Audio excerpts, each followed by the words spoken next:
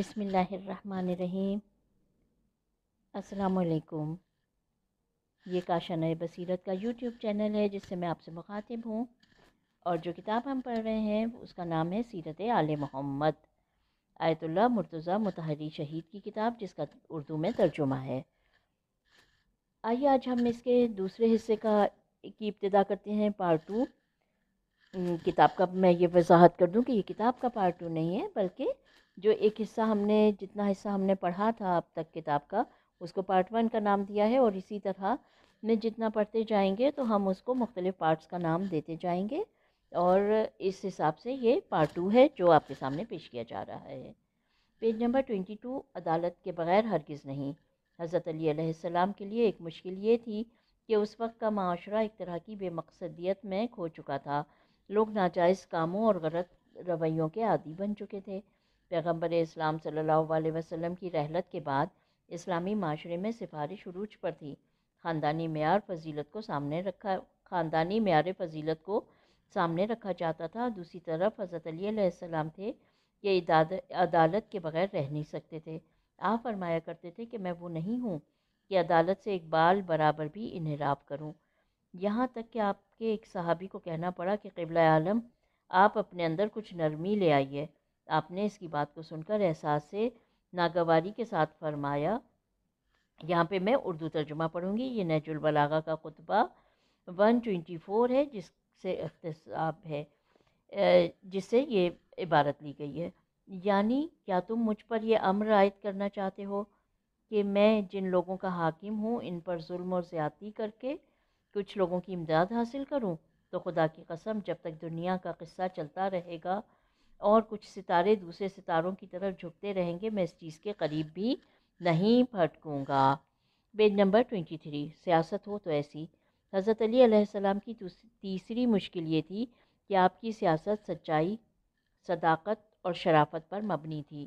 آپ کی ہر بات حقیقت کے مطابق ہوا کرتی تھی۔ آپ لگی لپٹی بات کرنے کے عادی نہ تھے اور نہ ہی کسی کو اندھیرے میں رکھتے تھے۔ آپ کے اس انداز کو آپ کے کچھ دوست پسند نہ کرتے تھے۔ وہ کہا کرتے تھے کہ مولا کچھ تو ظاہری رکھ رکھاؤ کر لیا کریں۔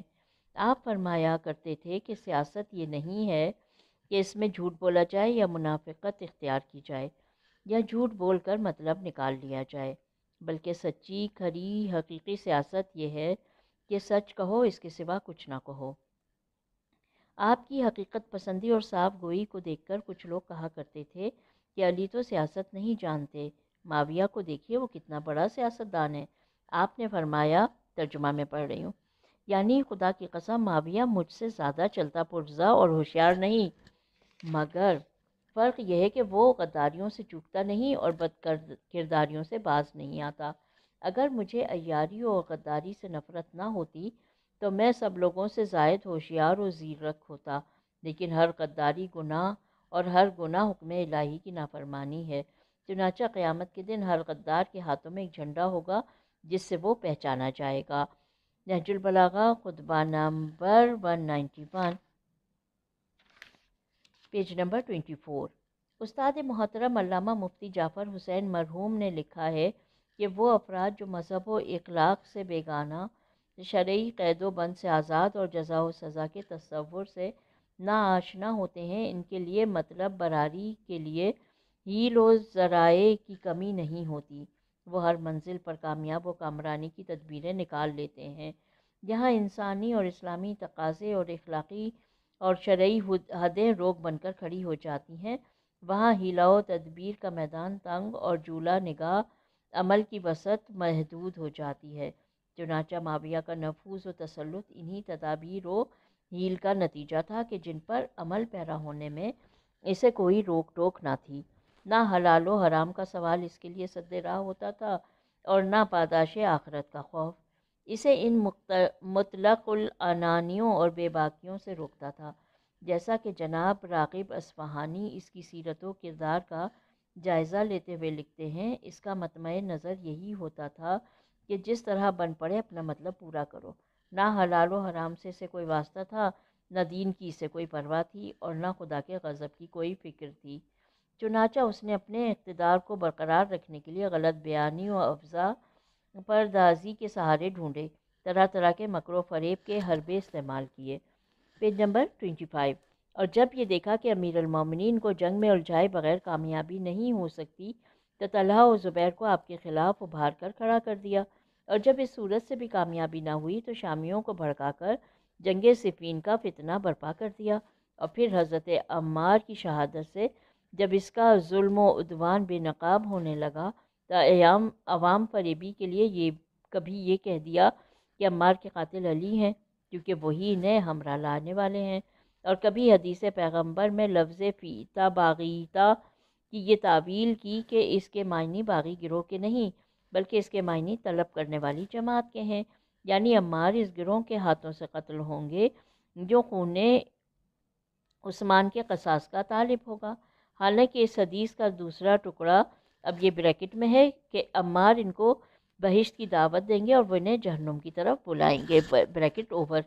اس تعویل کی کوئی گنجائش پیدا نہیں کرتا۔ جب ایسے اوچھے ہتھیاروں سے فتح ہو کامرانی کے آثار نظر نہ آئے تو قرآن کو نیزوں پر بلند کرنے کا پرفریب حربہ استعمال کیا، حالانکہ اس کی نظروں میں نہ قرآن کا کوئی وزن اور نہ اس کے فیصلے کی کوئی اہمیت تھی۔ اگر اسے قرآن کا فیصلہ ہی مطلوب ہوتا تو یہ مطالبہ جنگ کے چھڑنے سے پہلے کرتا، اور پھر جب اس پر حقیقت کھل گئی کہ عمرو بن عاص نے ابو موسیٰ کو فریب دے کر اس کے حق میں فیصلہ کیا ہے اور اس کے فیصلوں کو قرآن سے دور کا بھی لگاؤ نہیں ہے، تو وہ اس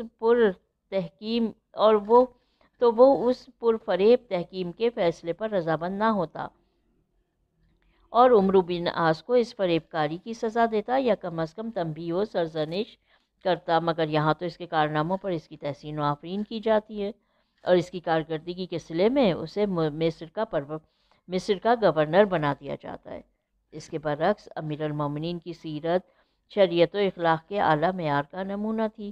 وہ ناموافق حالات میں بھی حق و صداقت کے تقاضوں کو نظر میں رکھتے تھے۔ Page number 26۔ اور اپنی پاکیزہ زندگی کو ہیلا و مکر کی آلودگیوں سے آلودہ نہ ہونے دیتے تھے۔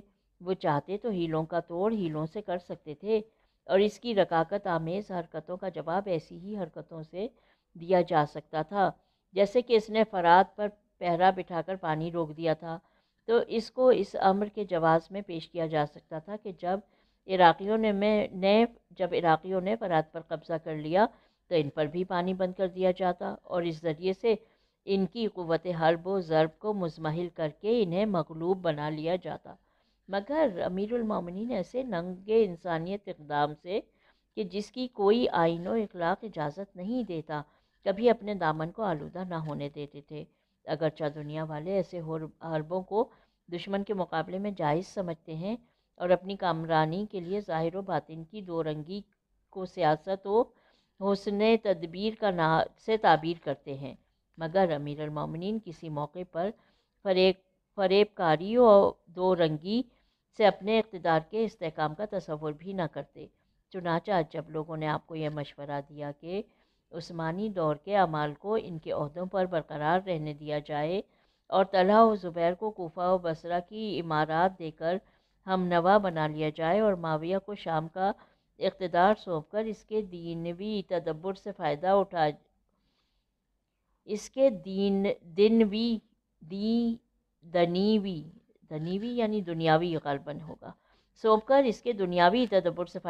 جائے تو آپ نے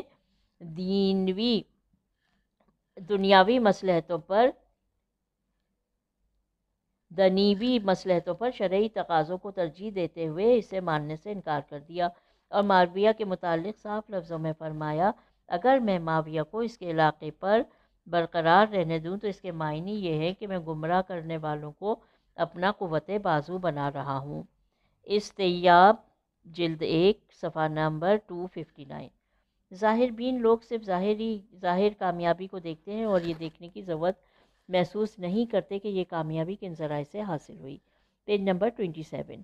یہ شاطرانہ چالوں اور عیارانہ گھاتوں سے جب کامیاب و کامران ہوتے دیکھتے ہیں اس کے ساتھ ہو جاتے ہیں اور اسے مدبر بافہم اور سیاست و بیدار مغز اور خدا جانے کیا کیا سمجھنے لگتے سیاستدان و بیدار مغز اور خدا جانے کیا کیا سمجھنے لگتے ہیں، اور جو الہی تعلیمات اور اسلامی ہدایات کی پابندی کی وجہ سے چالوں اور ہتھ کنڈوں کو کام میں نہ لائے اور غلط طریقہ کار سے حاصل کی بھی کامیابی پر محرومی کو ترجیح دے، وہ ان کی نظروں میں سیاست سے ناآشنا اور سوجھ بوجھ کے لحاظ سے کمزور سمجھا جاتا ہے۔ انہیں اس پر غور کرنے کی ضرورت ہی نہیں ہوتی کہ وہ یہ سوچیں کہ ایک پابند اصول و شرع کی راہ میں کتنی مشکلیں اور رکاوٹیں حائل ہوتی ہیں کہ جو منزل کامرانی کے قریب پہنچنے کے باوجود اسے قدم آگے بڑھانے سے روک دیتی ہے۔ پیج نمبر 28، خوارج حضرت علی کے لیے ایک بنیادی مشکل، یہ ہیڈنگ ہے اس پیج پہ۔ اب آئیے اس کی تفصیلات پڑھتے ہیں۔ مولائے کائنات کی ایک بنیادی مشکل میں عرض کرنا چاہتا ہوں، لیکن اس سے قبل ایک ضروری بات وہ یہ کہ پیغمبر اکرم کے دور میں ایک گروہ پیدا ہوا، یہ لوگ حضرت کے پرچم تلے جمع ہوئے،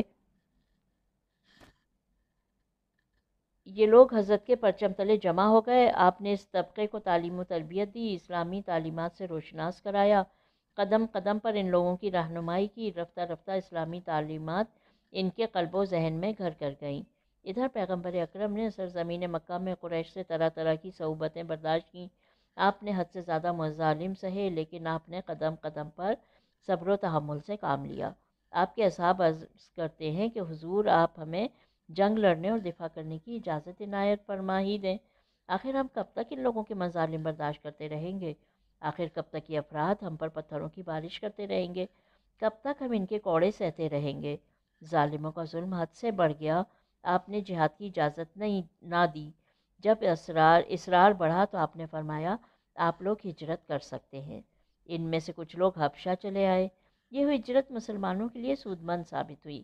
اس سوال کے جواب میں ہم کہہ سکتے ہیں کہ حضور 13 سال کی مدت میں کیا کرتے رہے۔ پیج نمبر 29، حضور لوگوں کی تربیت کرتے رہے، ان کو تعلیم کی روشنیوں سے روشناس کراتے رہے۔ ہجرت کے وقت ان لوگوں کی تعداد 1000 کے لگ بھگ تھی۔ یہ لوگ اسلام کی حقیقتوں کو پوری طرح جانتے تھے، ان کی تربیت خالصتاً اسلامی طریقے پر ہوئی۔ در حقیقت یہ ایک تحریک تھی ایسے افراد کی جو تعلیم و تربیت، علم و عمل کے اسلحہ سے لیس تھے۔ راہ حق کے جاں بازوں نے قریہ قریہ، گلی گلی جا کر اسلام کا پرچار کیا۔ جس طرح ان کی تبلیغ میں تاثیر تھی، اسی طرح لوگوں نے اتنی ہی تیزی سے اسلام کو قبول کیا۔ نتیجہ چہارسو اسلام کی کرنیں پھیل گئیں، ماحول منور ہو گیا، فضا معطر ہو گئی۔ بس کیا تھا، ہر طرف اسلام ہی اسلام کی باتیں ہو رہی تھیں۔ پرچم اسلام بڑی زرق و برق اور شان و شوکت کے ساتھ لہرا رہا تھا۔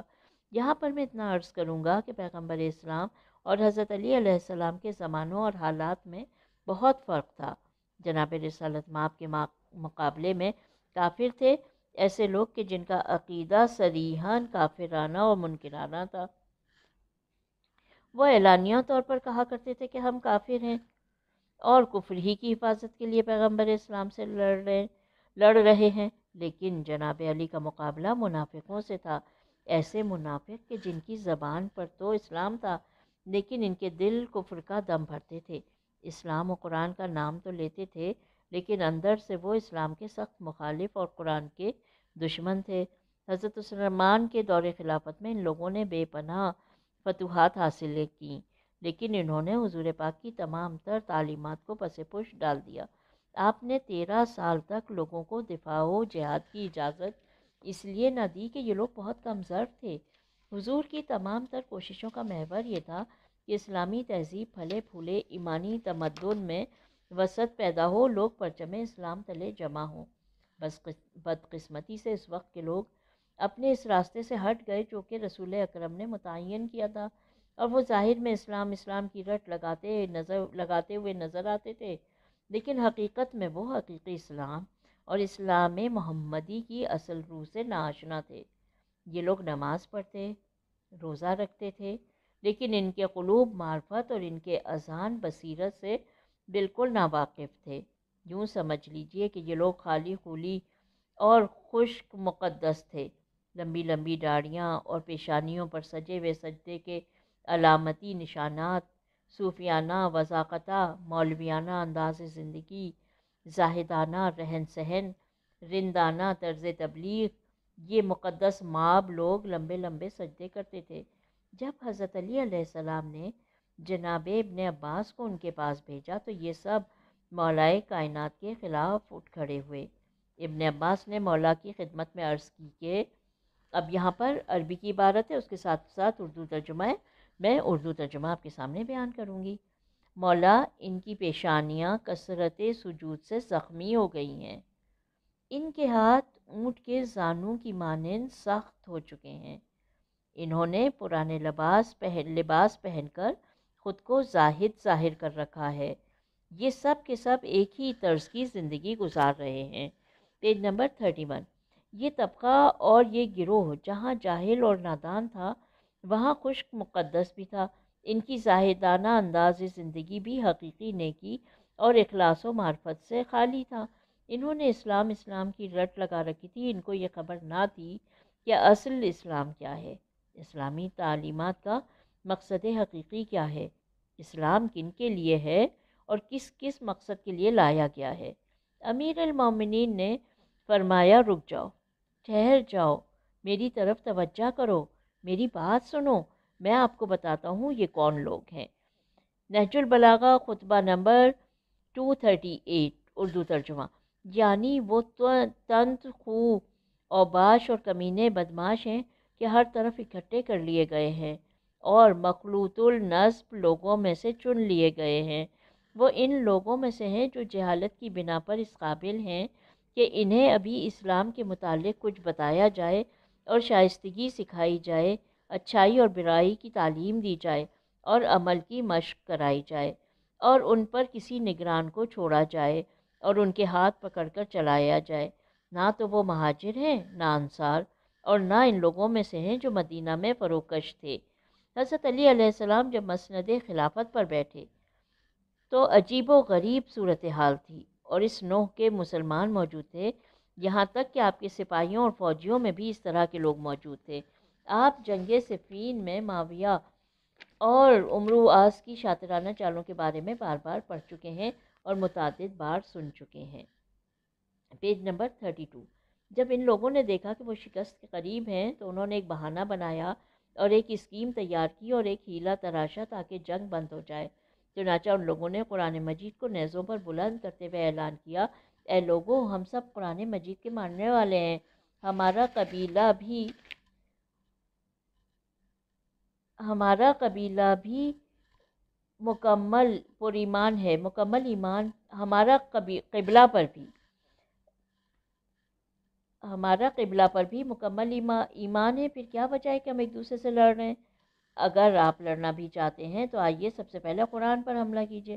یہ سننا تھا کہ سبھی تلواریں نیام میں کر لی اور جنگ بندی کا اعلان کر دیا اور یک زبان ہو کر کہا، بھلا کس طرح قرآن مجید سے لڑائی کی جا سکتی ہے۔ یہ لوگ فوراً مولا علی علیہ السلام کی خدمت میں حاضر ہوئے اور عرض کی کہ مولا، مسئلہ حل ہو گیا ہے، قرآن مجید کی وجہ سے لڑائی ختم ہو چکی ہے۔ جب ہمارے درمیان قرآن مجید آ گیا تو پھر جھگڑا کس بات کا، لڑائی کس چیز کے لیے، جنگ و جدال کا کیا مقصد؟ یہ سن کر امام علیہ السلام نے فرمایا، کیا ہم نے پہلے ہی دن سے یہ نہیں کہا تھا کہ ہمیں قرآن مجید اور اسلام کی بنیاد پر فیصلہ کرنا چاہیے؟ دیکھیں تو صحیح کہ ہم میں حق پر کون ہے۔ یہ جھوٹ بکتے ہیں، یہ قرآن نہیں لے آئے ہیں بلکہ قرآن مجید کی جلد اور کاغذ کو ڈھال قرار دیا ہے تاکہ بعد میں قرآن مجید کے خلاف قیام کریں۔ آپ اس کی طرف دھیان نہ دیں، میں تمہارا امام ہوں، میں ہی قرآن ناطق ہوں، آپ لڑیں اور خوب لڑیں یہاں تک کہ ٹڈی دل دشمن میدان سے بھاگ جائے۔ یہ سن کر یہ لوگ کہنے لگے، یا علی، آپ کیسی باتیں کر رہے ہیں؟ اب تک تو ہم آپ کو اچھا انسان خیال کرتے رہے ہیں۔ Page number 33۔ لیکن ہمیں اب پتہ چلا کہ آپ چاہ طلب انسان ہیں۔ بھلا یہ کیسے ممکن ہو سکتا ہے کہ ہم قرآن مجید کے خلاف جنگ کریں؟ یہ کبھی نہیں ہو سکتا۔ لڑنا ہے تو آپ خود جا کر لڑیں، ہم اتنے بڑے گناہ کا ارتکاب نہیں کر سکتے۔ مالک اشتر میدان جنگ میں نرد و پیکار تھے۔ ان لوگوں نے امام سے بار بار اصرار کیا کہ مولا مالک سے کہیں کہ وہ واپس آ جائیں اور قرآن مجید کے خلاف جنگ میں حصہ نہ لیں۔ امام نے پیغام بھیجا، مالک واپس لوٹ آئیے۔ مالک نے عرض کی کہ قبلہ عالم 1-2 گھنٹے کی مہلت دیجیے، یہ ٹڈی دل لشکر جنگ ہارنے والا ہے۔ یہ واپس آ گئے اور عرض کی، مولا مالک جنگ کرنے سے باز نہیں آ رہے، آپ یا مالک کو روکیں ورنہ 20,000 تلوار آپ پر حملہ آور ہو جائے گی۔ مولا نے پیغام دیا کہ مالک اگر تم علی کو زندہ دیکھنا چاہتے ہو تو واپس لوٹ آؤ۔ وہ لوگ حضرت کے پاس آئے اور عرض کی ہم 2 شخص بطور منصف تجویز کرتے ہیں۔ اب جب کہ قرآن مجید کی بات چل نکلی ہے تو ہم بہترین منصف مقرر کرتے ہیں۔ اس سلسلے میں انہوں نے عمرو بن عاص کا نام تجویز کیا اور جناب امیر المومنین نے ابن عباس کا نام پیش کیا۔ اس پر وہ راضی نہیں ہوئے اور کہا یا علی، چونکہ وہ آپ کے چچا زاد بھائی ہیں اور آپ کے رشتہ دار ہیں، ہم تو اس شخص کے نام کی منظوری دیں گے جو کہ رشتے میں کچھ نہ لگتا ہو۔ آپ نے فرمایا ابن عباس نہ صحیح مالک اشتر کا نام لکھنے۔ وہ بولے مالک بھی ہمیں منظور نہیں ہے۔ امام نے چند نام اور دیے، انہوں نے منظور نہ کیے۔ آپس میں صلاح مشورہ کر کے بولے کہ ہم تو صرف ابو موسیٰ اشعری کو تسلیم کرتے ہیں۔ ابو موسیٰ وہ شخص ہے جو اس سے پیشتر کوفہ کا گورنر تھا اور مولا کائنات نے اس کو عہدے سے معزول کر دیا تھا۔ Page number 34۔ ابو موسیٰ کا دل حضرت علی علیہ السلام کے لیے صاف نہیں تھا، بلکہ وہ امام علیہ السلام کے خلاف شدید قسم کا کینہ و بغض رکھتا تھا۔ وہ لوگ ابو موسیٰ کو لے کر آئے، لیکن عمرو عاص نے ابو موسیٰ کو بھی دھوکہ دے دیا۔ جب ان لوگوں نے سمجھا کہ وہ فیصلہ کے وقت دھوکہ کھا چکے ہیں تو امام کے پاس آئے اور کہا کہ ہمیں تو فریب دیا گیا۔ دراصل ان کا یہ اعتراف جرم ایک طرح کی دوسری غلطی تھی۔ اس وقت ہم جنگ سے ہاتھ نہ اٹھاتے اور معاویہ سے لڑتے رہتے۔ وہ جنگ ایک عام جنگ تھی، اس میں قرآن مجید کا کوئی تعلق اور واسطہ نہ تھا۔ ہم نے ابو موسیٰ کو منصف مان کر بھی شدید غلطی کی ہے۔ ہم اگر ابن عباس یا مالک اشتر کو مان لیتے تو بہتر تھا۔ واقعتاً جو شخص خدا کے فیصلے سے ہٹ کر کسی انسان کا فیصلہ مان لیتا ہے وہ حقیقت میں کفر کرتا ہے۔ حکومت تو بس خدا ہی کے لیے ہے۔ سورہ نام آیت نمبر 57 اردو ترجمہ میں نے پڑھا۔ جب قرآن مجید نے کہا کہ فیصلہ صرف اللہ تعالیٰ کا ہونا چاہیے، کوئی انسان اس کے بغیر فیصلہ کرنے کا حق نہیں رکھتا، چنانچہ ہم سب کافر و مشرک ہو گئے، اس لیے ہم سب کو بارگاہ الہی میں توبہ کرنی چاہیے۔ استغفر اللہ ربی واتوب الیہ۔ کہنے لگے یا علی، آپ بھی ہماری طرح منکر خدا ہو گئے، اس لیے توبہ کریں۔ اب آپ اندازہ فرمائیے کہ علی علیہ السلام کس قدر مشکلات میں ہیں۔ یہاں پر ایک طرف معاویہ علی علیہ السلام کے لیے درد سر اور مسئلہ بنا ہوا ہے، دوسری طرف عمرو عاص نے مولا کو پریشان کر رکھا ہے، تیسرا ان عقل کے اندھوں اور جاہل ترین افراد نے امام وقت کے لیے مسئلہ کھڑا کر رکھا ہے۔ آپ نے فرمایا نہیں نہیں، تم لوگ غلطی پر ہو، فیصلہ کرنا کفر نہیں ہے۔ Page number 35۔ دراصل تم لوگوں کو اس آیت ان الحکم الی اللہ کا معنی ہی نہیں آتا۔ اس کا مقصد یہ ہے کہ جو قانون اللہ تعالیٰ کا معین کردہ ہو اور اس نے اپنے بندوں کو اس پر عمل کرنے کی اجازت دیتی ہو۔ کیا تم بھول گئے ہو جب ہم نے کہا تھا کہ 2 آدمی لے آؤ جو قرآن مجید کے مطابق فیصلہ کریں؟ آپ نے فرمایا کہ میں نے کسی قسم کی غلطی نہیں کی۔ جو چیز شریعت کے خلاف نہیں ہے میں اس کو کیسے غلط کہہ سکتا ہوں؟ نہ یہ کفر ہے اور نہ شرک، یہ تو ہے میرا فیصلہ، آگے آپ لوگوں کی اپنی مرضی۔ اب ہم آ جاتے ہیں پیج نمبر 36 پر، جہاں پر ہیڈنگ ہے خوارج کے ساتھ علی علیہ السلام کا رویہ۔ ان لوگوں نے حضرت علی علیہ السلام سے اپنا راستہ جدا کر لیا، خوارج کے نام سے ایک فرقہ بنا لیا۔ ان کا مقصد صرف اور صرف علی علیہ السلام کی مخالفت کرنا تھا۔ جب تک ان لوگوں نے امام علی علیہ السلام کے خلاف مسلح جنگ نہ کی، اتنے تک امام علیہ السلام ان کے ساتھ اچھا برتاؤ کرتے رہے، یہاں تک کہ بیت المال میں سے ان کے مستحق لوگوں کو حصہ دیا جاتا تھا۔ ان پر کسی قسم کی پابندی عائد نہ تھی۔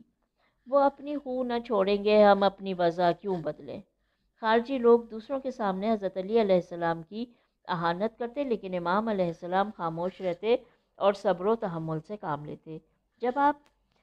جب ممبر پر تقریر کر رہے ہوتے تو کچھ خارجی آپ کی تقریر کے دوران سیٹیاں بجاتے اور آوازیں کستے۔ ایک روز آپ تقریر فرما رہے تھے کہ ایک شخص نے امام علیہ السلام سے ایک مشکل ترین سوال کیا۔ آپ نے اسی وقت اس انداز میں اس قدر آسان جواب دیا کہ تمام مجمع اش کر اٹھا، تکبیر کی آوازیں بلند ہوئیں۔ وہاں پر ایک خارجی بیٹھا ہوا تھا اور بولا ایک خارجی بیٹھا ہوا تھا اور بولا کہ خدا ان کو مار ڈالے، کس قدر علامہ ہے یہ شخص۔ Page number 37۔ خارجی جو بیٹھا ہوا تھا اس نے عربی کی عبارت ہے یہاں پر، اس کا اردو ترجمہ میں پڑھ رہی ہوں اور پڑھا آپ کے سامنے کہ خدا ان کو مار ڈالے، کس قدر علامہ ہے یہ شخص۔ آپ کے اصحاب نے اس شخص کو پکڑ کر مارنا چاہا، لیکن امام علیہ السلام نے فرمایا اسے چھوڑ دو، اس نے بدتمیزی تو مجھ سے کی ہے، زیادہ سے زیادہ تو آپ کو اس کی توبیخ ہی آپ اس کو توبیخ ہی کر سکتے ہیں، زیادہ سے زیادہ تو آپ اس کو توبیخ ہی کر سکتے ہیں، اس کو اپنے حال پر رہنے دو، جو کہتا ہے کہتا پھرے، جن کی فطرت میں ہو ڈسنا وہ ڈسا کرتے ہیں۔ علی علیہ السلام حاکم وقت تھے، مسجد میں نمازیں با جماعت پڑھا رہے تھے۔ آپ اندازہ فرمائیے کیسا حلیم اور بردبار ہے ہمارا امام، ان خارجیوں نے آپ کی اقتداء میں نماز نہیں پڑھی۔ کہنے لگے علی تو نعوذ باللہ مسلمان ہی نہیں ہے، یہ کافر و مشرک ہیں، حالانکہ حضرت سورہ حمد اور دوسری سورت کی تلاوت کر رہے تھے۔ وہاں پر ابن القواب نامی شخص موجود تھا، اس نے تنزیہ طور پر یہ آیت بلند آواز میں پڑھی، وَلَقَدْ أَوْحَىٰ إِلَيْكَ وَإِلَى مَنْ قَبْلِكَ لَئِنْ أَشْرَكْتَ لَيَحْبَطَنَّ عَمَلُكَ، سورہ زمر آیت نمبر 65۔ وہ یہ آیت پڑھ کر یہ باور کرانا چاہتا تھا کہ یا علی یہ درست ہے کہ آپ سب سے زیادہ پکے مسلمان ہیں، آپ کی عبادات اور دینی خدمات قابل قدر ہیں، چونکہ آپ نے نعوذ باللہ شرک کیا ہے۔ علی علیہ السلام اس آیت کے مطابق وَإِذَا قُرِئَ الْقُرْآنُ فَاسْتَمِعُوا لَهُ وَانصَتُوا، سورہ اعراف آیت نمبر 204۔ لوگوں جب قرآن پڑھا جائے تو کان لگا کر سنو اور چپ چاپ رہو۔ آپ خاموش ہو کر نماز پڑھتے رہے۔ Page number 38۔ اس نے 3-4 مرتبہ اسی طرح طنز کیا، آپ نے یہ آیت تلاوت فرمائی، اے رسول تم صبر کرو، بے شک خدا کا وعدہ سچا ہے، اور کہیں ایسا نہ ہو کہ جو لوگ تمہاری تصدیق نہیں کرتے تمہیں بہکا کر خفیف کر دیں، سورہ روم آیت نمبر 40۔ یہاں پر خوارج کے ساتھ حضرت علی کا رویہ، اس ہیڈنگ کے تحت جتنی عبارت تھی وہ ختم ہوتی ہے۔ اب آتے ہیں پیج نمبر 39 پر، جہاں پر ہیڈنگ ہے خوارج کا عقیدہ۔ کیا خارجیوں نے اس حد تک اکتفا کی ہے؟ اگر اتنا ہی کرتے تو حضرت علی علیہ السلام کے لیے کوئی مسئلہ نہ تھا اور نہ ہی اتنی پریشانی کی بات تھی۔ انہوں نے آہستہ آہستہ فرقے اور گروہ کی صورت اختیار کر لی۔ جس طرح ہم نے عرض کیا ہے کہ وہ ظاہری صورت میں تو مسلمان تھے، لیکن وہ پس پردہ کافر و مشرک تھے، کیونکہ انہوں نے اپنی طرف سے ایک نظریہ بلکہ عجیب قسم کے نظریات قائم کر لیے تھے۔ ان کا عقیدہ تھا کہ چونکہ حضرت علی علیہ السلام، حضرت عثمان اور امیر معاویہ نے حکم منصف کو قبول کیا ہے، اس لیے وہ اپنے اسلامی عقیدے سے منحرف ہو گئے۔ ان کے نزدیک وہ بھی کافر ہو گئے تھے، چونکہ بقول ان کے ہم نے توبہ کر لی ہے اس لیے ہمارا عقیدہ صحیح ہو گیا ہے۔ ان کے نزدیک امر بالمعروف اور نہی عن المنکر کی کوئی حیثیت نہ تھی۔ یہ ظالم حکمران کے خلاف قیام کرنے کو جائز نہ سمجھتے تھے۔ یہ لوگ دراصل انتہا پسند اور متعصب قسم کے تھے کہ جو خود کو اچھا سمجھتے تھے اور دوسروں پر کیچڑ اچھالتے رہتے تھے۔ ان کا عقیدہ تھا کہ عمل ایمان کی جز ہے۔ وہ کہتے تھے کہ جو اشہد ان لا الہ الا اللہ و اشہد ان محمد رسول اللہ کہے، وہ دل سے نہ مانے تو کہنے سے انسان مسلمان نہیں ہو جاتا۔ Page number 40۔ اگر وہ نماز پڑھتا ہے، روزہ رکھتا ہے، شراب نہ پیے، جوا نہ کھیلے، فعل بد کا مرتکب نہ ہو، جھوٹ نہ کہے، اگر وہ تمام گناہ نہ کرے تب مسلمان ہے۔ اگر ایک مسلمان جھوٹ بول لیتا ہے تو وہ کافر ہو جائے گا، وہ نجس ہے اور مسلمان نہیں ہے۔ اگر ایک مرتبہ غیبت کرے یا شراب پی لے تو دین اسلام سے خارج ہے۔ غرض کہ انہوں نے گناہان کبیرہ کے مرتکب کو دائرۂ اسلام سے خارج کر دیا ہے۔ یہ لوگ دوسروں کو ناپاک، کافر، مشرک، نجس سمجھتے تھے، صرف اپنے آپ کو ہر لحاظ سے نیک اور پاک خیال کرتے تھے۔ گویا یہ زبان حال سے کہہ رہے تھے کہ آسمان کے نیچے اور زمین کے اوپر کوئی بھی ان کے سوا مسلمان وجود نہیں رکھتا۔ ان کے نزدیک امر بالمعروف اور نہی از منکر واجب ہے، لیکن اس کی کوئی شرط وغیرہ نہیں ہے۔ یہ لوگ مولا علی علیہ السلام کو نعوذ باللہ مسلمان نہیں سمجھتے تھے۔ ان کا کہنا تھا کہ علی کے خلاف قیام کرنا اور ان سے جنگ نہ فقط کار ثواب ہے بلکہ بہت بڑی عبادت ہے۔ ان جاہلوں اور تنگ نظروں نے شہر کے باہر خیمہ نصب کیا اور باغی ہونے کا اعلان کر دیا۔ ان کے عقائد و نظریات میں انتہا پسندی، تنگ نظری کے سوا کچھ نہ تھا۔ یہ خارجی چونکہ دوسرے لوگوں کو مسلمان نہیں سمجھتے تھے، اس لیے ان کا عقیدہ تھا کہ ان لوگوں کو رشتہ دینا چاہیے نہ لینا چاہیے۔ ان کا ذبح شدہ گوشت حلال نہیں ہے، بلکہ ان کی عورتوں اور ان کے بال بچوں کا قتل جائز اور باعث ثواب ہے۔ انہوں نے شہر سے باہر ایک ڈیرا جما لیا اور شہر کے باسیوں کی قتل و غارت شروع کر دی۔ Page number 41۔ یہاں تک کہ ایک صحابی رسول اپنی اہلیہ کے ہمراہ وہاں گزر رہا تھا، وہ بی بی حاملہ تھی۔ انہوں نے اس صحابی سے کہا کہ وہ علی علیہ السلام پر تبرہ کریں۔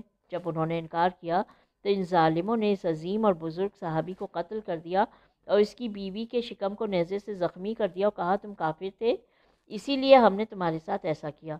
یہ خارجی دوسرے خارجی کے باغ سے گزر رہے تھے تو ایک خارجی نے کھجور کا ایک دانہ توڑ کر کھا لیا تو سبھی چیخ پڑے اور بلند آواز میں کہا اس کا مال نہ کھاؤ کیونکہ ہمارا مسلمان بھائی ہے۔ یعنی یہ خارجی اور پلید صفت انسان دوسرے مسلمانوں کو کافر اور خود کو مسلمان کہا کرتے تھے۔ Page number 42۔ خارجیوں کے ساتھ مولا علی کا مجاہدانہ مقابلہ۔ خارجیوں کی جارحانہ کارروائیاں اور ظالمانہ سرگرمیاں جب حد سے تجاوز کرنے لگیں تو مولا علی نے ان کے مقابلے میں ایک جری اور بہادر افراد پر مشتمل ایک لشکر تشکیل دیا۔ اب دوسرے مسلمانوں اور بے گناہ انسانوں کو خارجیوں کے رحم پر نہیں چھوڑا جا سکتا تھا۔ آپ نے ابن عباس کو ان سے بات چیت کرنے کے لیے بھیجا۔ جب وہ واپس آئے تو مولا کو ان الفاظ میں رپورٹ دی، یا حضرت ان کی پیشانیوں پر محرابوں کا نشان ہے، ان کے ہاتھ کثرت عبادت کی وجہ سے سخت ہو گئے ہیں، پرانا لباس اور زاہدانہ زندگی، مولا میں کس طرح ان کے ساتھ مذاکرات کروں؟ مولا علی علیہ السلام خود تشریف لے گئے اور ان سے بات چیت کی اور یہ گفتگو بہت سودمند ثابت ہوئی۔ 12,000 افراد میں سے 8,000 افراد نادم و شرمندہ ہوئے۔ علی علیہ السلام نے ایک علم نصب کیا اور فرمایا جو شخص اس پرچم تلے آ جائے گا وہ محفوظ رہے گا۔ 8,000 آدمی اس پرچم کے سائے میں آ گئے، لیکن 4,000 اشخاص نے کہا کہ ہم کبھی بھی ایسا نہیں کریں گے۔ کائنات کے عظیم صابر اور بہادر امام نے تلوار اٹھائی اور ان ظالموں کی گردنیں گاجر مولی کی طرح کاٹ ڈالی۔ ان میں سے 10 آدمیوں نے معافی مانگ لی، آپ نے ان کو چھوڑ دیا۔ Page number 43۔ ان نجات پانے والوں میں سے ایک عبد الرحمن بن ملجم تھا۔ یہ شخص خشک مقدس انسان تھا۔ حضرت علی علیہ السلام کا نہج البلاغہ میں ایک جملہ ہے، واقعتاً علی علی ہے۔ یہاں اس سے عالی نسب امام کی عظمت و رفعت ظاہر ہوتی ہے۔ آپ فرماتے ہیں نہج البلاغہ خطبہ نمبر 92، اے لوگو میں نے فتنہ و شر کی آنکھیں پھوڑ ڈالی ہیں۔ جب اس کی تاریکیاں موجوں کی طرح تہو بالا ہو رہی تھیں اور دیوانے کتوں کی طرح اس کی دیوانگی زوروں پر تھی تو میرے علاوہ کسی ایک میں جرات نہ تھی کہ وہ اس کی طرف بڑھتا۔ یہاں پر وہ خطبے کے الفاظ ختم ہوتے ہیں، اب عبارت شروع ہوتی ہے۔ اس طرح کے لوگ جو خود کو مقدس اور پارسا سمجھتے ہیں، ان کا ذہن اتنا تنگ و تاریک ہو چکا ہوتا ہے کہ کسی کی بات کو برداشت نہیں کرتے، اپنے دشمنوں اور مخالفوں کو جان سے مار دینے میں کسی قسم کی پس و پیش نہیں کرتے۔ یہی لوگ تھے جو یزید کے حق میں ایک جگہ پر جمع ہو گئے اور امام حسین اور ان کے ساتھیوں کو شہید کر ڈالا۔ اس قسم کے لوگوں کا مقابلہ کرنا واقعتاً دل گردے کی بات ہے۔ یہ ایک طرف قرآن مجید پڑھتے خدا کی عبادت کرتے تھے اور دوسری طرف دنیا کے صالح ترین افراد کو قتل کرتے۔ مولا خود فرماتے ہیں کہ ان مشکلات ترین حالات میں میرے سوا کسی میں جرات پیدا نہ ہوئی کہ ان کی جارحیت کا مقابلہ کرتے، حالانکہ اس وقت بڑے بڑے ایسے لوگ تھے جو خود کو سب سے بڑا مسلمان کہلواتے تھے، لیکن میں نے ان ظالموں کے خلاف تلوار بلند کی اور مجھے اس پر فخر ہے۔ اس کے بعد فرماتے ہیں، میں ترجمہ پڑھوں گی، یعنی میں نے فتنہ و شر کی آنکھیں پھوڑ ڈالی ہیں اور جب اس کی تاریکیاں موجوں کی طرح تہ ہو رہی تھیں۔ Page number 44۔ امام علیہ السلام کا اس امر کی طرف اشارہ ہے کہ اس وقت حالات بہت زیادہ پیچیدہ تھے، صورتحال انتہائی خطرناک تھی۔ ابن عباس جب ان کے پاس گئے تو دیکھا یہ تو بہت زیادہ عبادت کرنے والے ہیں، ان کی شکل و صورت پرہیزگاروں جیسی ہے، ان کو مارنا اور ان کے خلاف تلوار بلند کرنا واقعتاً مشکل بات تھی۔ اگر ابن عباس کی جگہ پر ہم بھی ہوتے تو ان لوگوں کے خلاف ذرا بھر قدم نہ اٹھاتے، لیکن علی علیہ السلام کی معرفت اور جرأت کا کیا کہنا۔ آپ نے جب دیکھا کہ یہ لوگ اسلام کا لبادہ اوڑھ کر اسلام کی جڑوں کو کمزور کر رہے ہیں تو آپ نے دنیا اور دنیا داروں کی پرواہ نہ کرتے ہوئے خارجیوں پر ایسی شمشیر زنی کی کہ منافقوں کا ستیہ ناش ہو گیا، اور اسلام حقیقی کا روشن اور تابناک چہرہ ہمیشہ ہمیشہ کے لیے نکھر کر سامنے آ گیا۔ واشتد کلبہا، اور دیوانے کتوں کی طرح اس کی دیوانگی زوروں پر تھی۔ حضرت کا جملہ بہت ہی عجیب و غریب جملہ ہے۔ آپ نے ان لوگوں کو ایک باولے کتے کے ساتھ تشبیہ دی ہے۔ جب کوئی کتا باولے پن کا شکار ہوتا ہے تو اس کے سامنے جو بھی آتا ہے وہ اس کو کاٹ لیتا ہے، اپنے پرائے کی پرواہ نہیں کرتا۔ وہ یہ بھی نہیں دیکھتا کہ یہ اس کا مالک ہے یا یہ کوئی دوسرا شخص ہے۔ اس قسم کے کتے کی زبان نکلی ہوتی ہے، رال ٹپکا رہا ہوتا ہے۔ Page number 45۔ جب کسی گھوڑے سے گزرتا ہے یا کسی انسان سے تو اس کو بھی باولے پن کا مریض بنا دیتا ہے۔ امام علی علیہ السلام نے فرمایا، یہ مقدس مآب اور جعلی شریف نما لوگ دیوانے کتے کی مانند ہیں۔ یہ جس کو بھی کاٹتے ہیں اسے دیوانہ اور پاگل کر دیتے ہیں، اور دیوانے کتوں کا ایک ہی علاج ہے کہ ان کو ختم کر دیا جائے۔ اگر امام علیہ السلام ان کتوں کا سر قلم نہ کرتے اور شمشیر حیدری کے ذریعے انہیں صفحۂ ہستی سے نہ مٹاتے تو یہ بیماری پورے معاشرے میں پھیل جاتی اور اس کو حماقت، جہالت اور نادانی کا شکار بنا دیتی۔ میں نے جب دیکھا کہ اسلام اور اسلامی معاشرہ ان جاہلوں کی وجہ سے سخت خطرے میں ہے تو میں نے انتہائی جرأت مندی کے ساتھ اس بڑے فتنے کو فنا کے گھاٹ اتار کر اس کو خاموش کر دیا۔ یہاں پر ہم آج کی اپنی ریڈنگ کو ختم کرتے ہیں، اور انشاءاللہ پارٹ نمبر 3 پیج نمبر 46 سے شروع ہوگا۔ اپنا بہت خیال رکھیے گا۔ خدا حافظ۔